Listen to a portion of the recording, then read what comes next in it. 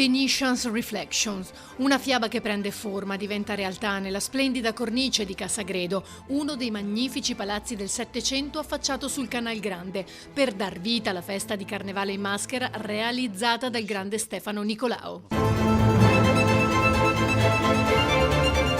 Un crescendo di magia in un caleidoscopio di artisti di varie discipline, dai cantanti lirici ai contorsionisti, ballerini, acrobati e commedianti, in un interrotto succedersi di tableau che portano il mondo e i riflessi della città a un pubblico internazionale.